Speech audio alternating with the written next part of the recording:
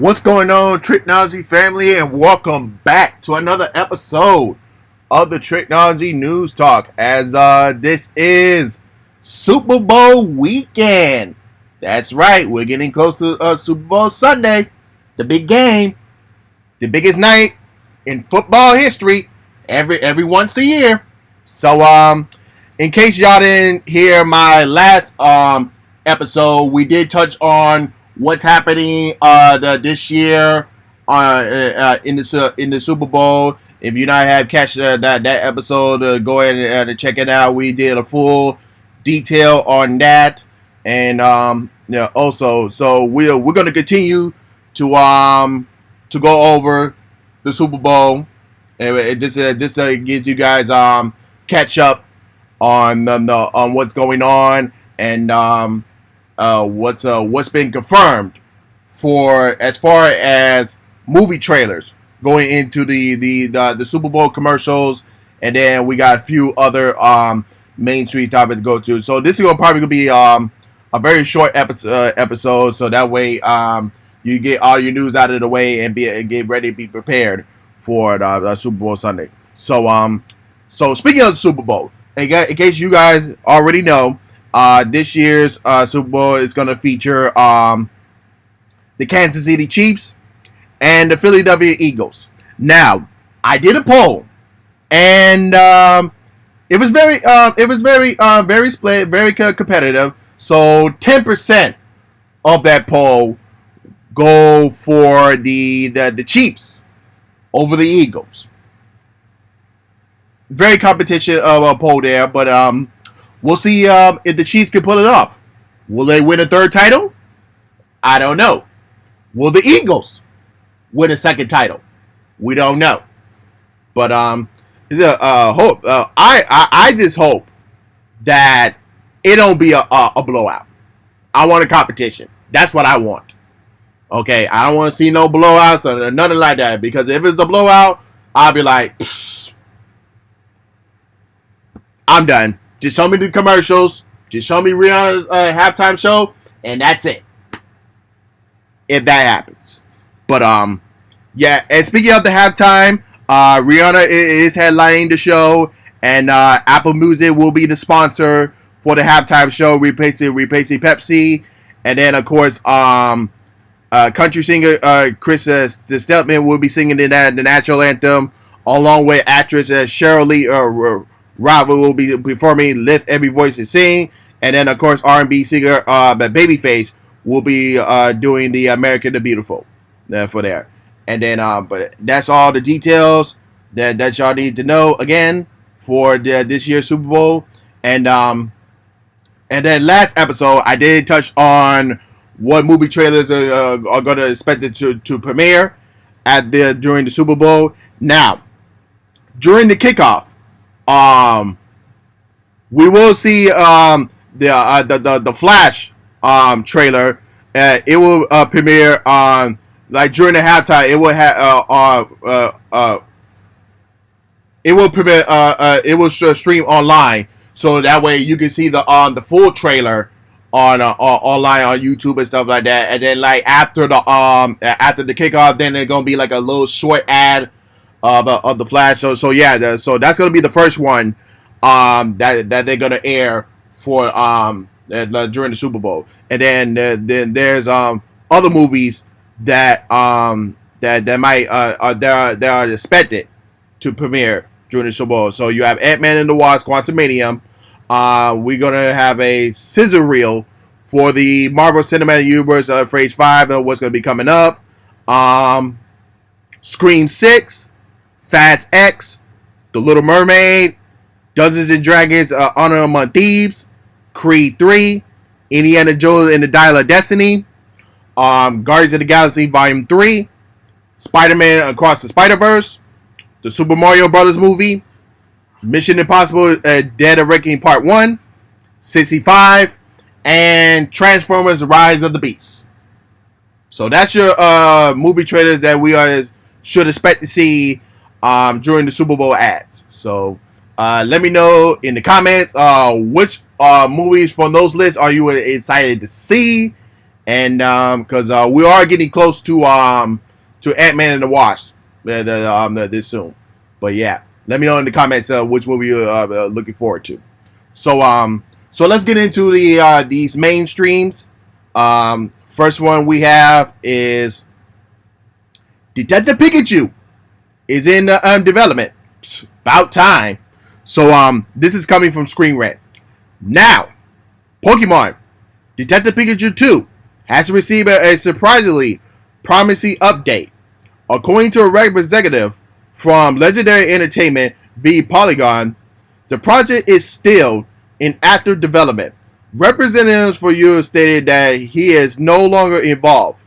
Though he did write a screenplay. However, Legendary remains mum on who is currently working on Pokemon Detective Pikachu. Yeah, so in case y'all don't remember, Warner Brothers and Legacy had a dispute, and that's what led to Legacy working with Universal much now. But I just hope that we still get the Detective Pikachu 2. That's all I'm saying. So, Jill, I don't know how you do it, but just give it to us. That's all I'm saying.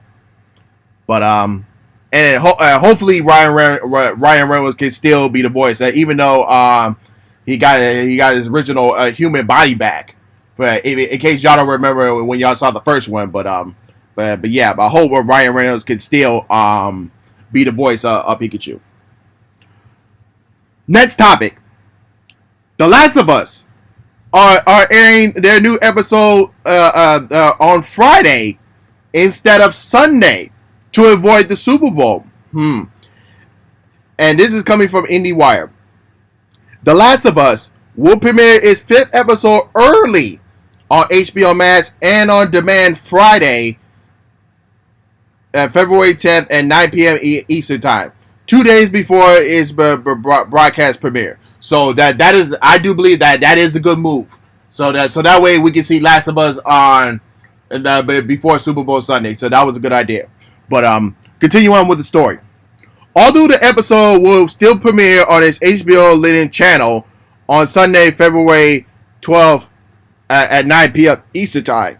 And I feel bad for those who don't have a HBO Max. It's you get to watch it, but at least if you have a DVR, you can still record it. So that's still a good thing there. But continue on.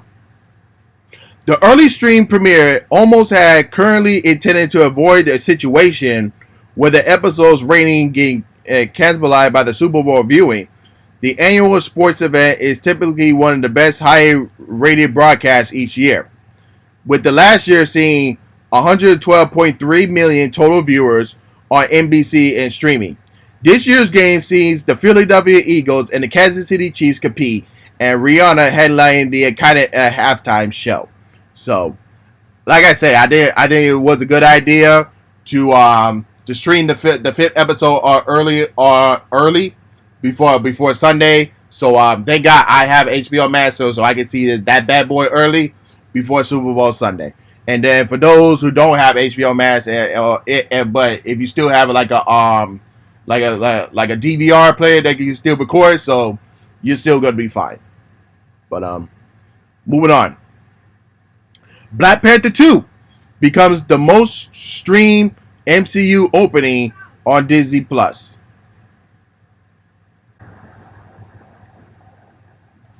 Well, that ain't a surprise there to me because I probably already said this, but once Black Panther Wakanda Forever hits Disney Plus, everybody gonna be heading straight to Disney Plus, gonna be able to watch that movie all over again. Even though like I said when I did the movie review, I still say the first one was still better, for just how popular it was. But the second one was still good for what it was as well. So yeah. But let's read what Variety has to say. Black Panther: Wakanda Forever is the most watched Marvel film premiere on Disney Plus across the globe. Based on an hour stream on its first 5 days, The company announced on Monday that Black Panther: Wakanda Forever, directed by Ryan Coogler, launched on Disney Plus on February 1st after this theatrical debut on November 11, 2022. Note that Disney never provided any specific viewing numbers for the movie's stream performance, and that the claim is based on the media's corroborator's own international measurements. But that's still a good sign though. But in case we already know how much it did, so that's not even debate. But we'll probably get some numbers soon. So, but until then, moving on. Hogwarts Legacy, the video game, broke the all-time stream live viewership records. So, according to this list that I have here, so Hogwarts Legacy is at 1.27 million in the first lead. Then you have Cyberpunk 2077 at 1.14 million. Elder Ring at 910K. Resident Evil Village at 655K. The Last of Us Part 2 at 508K. God of War Ragnarok. I'm surprised this one is down low. Jesus. At 478K. Pokemon Legends Arceus at 478K. 12 minutes at 363K. The Quarry at 355K, and then Resident Evil 2 at 314K. So, wow, that's crazy. So, Hogwarts Legacy getting that push. It must be a really good game. So, congratulations to Hogwarts there. And moving on, Deadpool 3. Patrick Stewart said he has been contacted about it.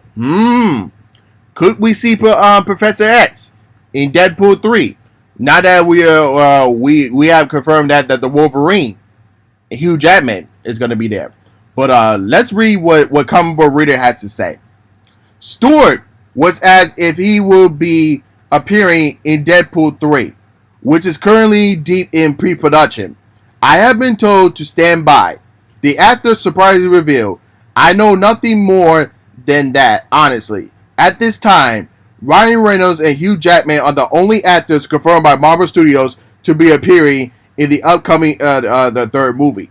With the duo reprising their X-Men roles as Wade Wilson Deadpool and Logan Wolverine, respectively.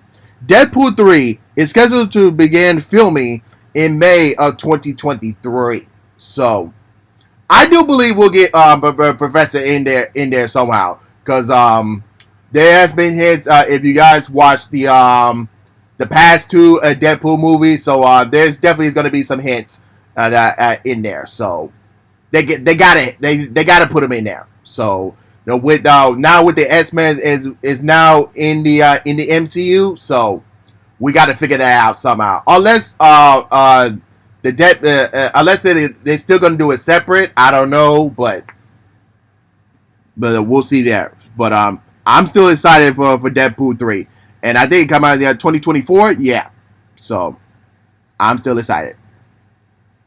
Moving on, Brendan Fraser talks Mummy 4 with Michelle Yeoh. Let's see what Screenrant had to say. For his part, Fraser seemed amenable to making the Mummy 4. So we had a pitch of what the Mummy 4 was going to be like, and then Antonio Banderas was supposed to be the Mummy in that one. So hopefully they can still go with that idea, unless they're going to make some changes. But continue on with the story. Asked during an appearance on the awards podcast via EW about the possible of him and current fellow Oscar nominee reteaming for another Mummy. Now, this is getting interesting. So, if y'all remember the third one, the Tomb of the Dragon Emperor, when Jet Li was the Mummy, Michelle Yeoh was in that one, but she died in that one after a sword fight with Jet Li. So I wonder how they're gonna bring her character back. So I don't know how they're gonna do it. But continue on with the story. Fraser expressed nothing but excitement. Sounds fun. I'm always looking for a job, and if anyone got the right scene, I think I ever been in famous and never been in an unsalary at the moment as I am right now. So spread the word. I hope they do the Mummy 4 because the last one we had with Tom Cruise, that was just that was just I can't even spread it. It was so terrible. Jesus. Ugh.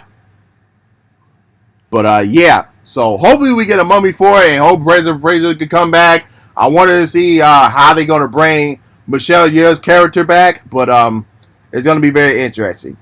And then lastly for today, Vin Diesel announced he is after Robert Downey Jr. for a major Fast 11 role. So we had the premiere of the Fast X, or you want to call it Fast 10, because S is the Roman numeral for 10. So we had that they had the worldwide the world premiere trailer in L.A. and then Van Diesel did a interview, and people were asking him like, "Who you want next? Who you want next?" In the in Fast 11, and he said simply, Robert Downey Jr. So let's see what Variety had to say based on the story. Without telling you much about what happens in the future, there is a character who is the antithesis of Dom, who is promoting AI and driverless cars, and a philanthropist that goes your freedom. Diesel says there is somebody that believes in that in the future, and that a direct odds with the Terrell mentality. However, when the press about if he pitched Downey Jr. the role yet, Diesel simply grabbed and said in a playful yet menacing tone, "How dare you ask me that question in front of all these people? I have pride and I have dignity." So you know Vin Diesel not going to spoil anything like that. Come on now. Why would you do that? They want to give you guys guessing. But based on what they said here, so if Ryan Downey Jr. becomes that character, so we already know that character will be the villain, the big bad villain in the next Fast and Furious 11. So based on the details of what they're happening, so this character is basically a evil version of Elon Musk. So and we did have like an AI and driverless cars back in the I think the Fate of the Furious, the Fast and Furious 8. So we kind of saw that in the in Fast and Furious 8. So I guess in this one, so they kind of like maybe like, oh, the cars are gonna drive themselves, and then like, oh, they'll avoid traffic, all that stuff. So that's gonna be very interesting how they gonna do it. So and in case y'all didn't know that they are planning to do like part 1 and part 2 is like stuff like that. So hopefully part 1 leads to maybe a cliffhanger that kind of bleeds into the next villain of the Fast and Furious 11. So which is hopefully it's the last one. So but this sound but all this detail looks very good. But and I'm excited for Fast 10 or Fast X, what you want to call it. So it's gonna be very interesting. But that's all I have for you guys today. Hope you guys enjoy Super Bowl Sunday, and let me know in the comment section who you going for. Are you going for the Chiefs or are you going for the Eagles? And let me know in the comment section what are your thoughts on the stuff I discussed today. And if you're watching me on YouTube, don't forget to like, comment, subscribe, and hit the notification bell when new videos are uploaded. And of course, if you're listening on Anchor, Spotify, Google Podcasts, Apple Podcasts, or any other streaming podcast platform, don't forget to follow me there. And with that note, this is Trico, and I'm signing off. Peace.